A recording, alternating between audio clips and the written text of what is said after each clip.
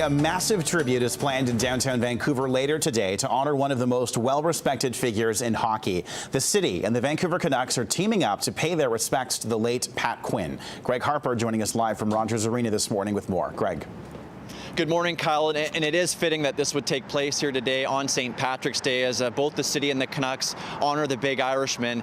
And it will start with a change to one of the streets here in Vancouver. Abbott Street, in between Expo and Pacific, will be Pat Quinn Way as of 6 o'clock tonight. Now, things will get going at the North Plaza outside Rogers Arena at 5:30. Then the unveiling at Pat Quinn Way at 6 o'clock, and some of Pat Quinn's family will be in attendance for this very special event. And the celebration of Pat Quinn's life will continue inside Rogers Arena. Fans attending tonight's game against the Philadelphia Flyers all of them will receive a Pat Quinn magazine. And the Canucks are asking fans who are going to the game to be in their seats by 6:45 for a ceremony that will honor the former Canucks player, coach, GM, and team president. Pat Quinn died in November of last year after battling a long illness at the age of 71. When you think about Pat, what can you say? I think the one thing that Pat loved was teaching and young players. And when you think of what the CHL and these young prospects that we'll watch next January, what they and who they are, Pat loved to take young players and teach them how to play. I think that's a really nice tribute, especially for what he's done for hockey. I've been a Canuck fan for many years, and I think I knew Pat a little bit, and he was a terrific man, so I think it's a great honor. I think congratulations to the city for doing it. It will be a special night inside Rogers Arena, and you can catch all the action, Canucks Flyers, 7 p.m. on Sportsnet Pacific. Kyle? Greg Harper live this morning in downtown Vancouver. Thanks for that, Greg. Surrey RCMP have found the driver responsible for a fatal hit and run last week. The semi-trailer driver spoke with police on Friday about his version of events before being released. The man was behind the wheel of a truck that killed a homeless man on Bridgeview Drive Thursday morning. Charges could still be coming. Some would wonder why he would be allowed to go home, and we simply just don't have the case together at this point. There's a number of tasks that investigators need to complete before the charges go forward to Crown Counsel. RCMP would now like to speak with the driver of a dark-colored PT Cruiser that drove through the accident scene seconds after the crash. It's believed that person may have information that could help with the investigation.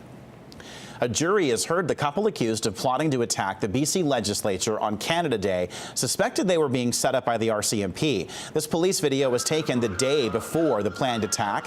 The pair expected their homemade bombs to kill mostly government workers and first responders. The courtroom also heard John Nuttall wonder whether he and his wife, Amanda Carodi, were caught up in a police sting. Nuttall and Carodi have pleaded not guilty to 4 terrorism-related offenses.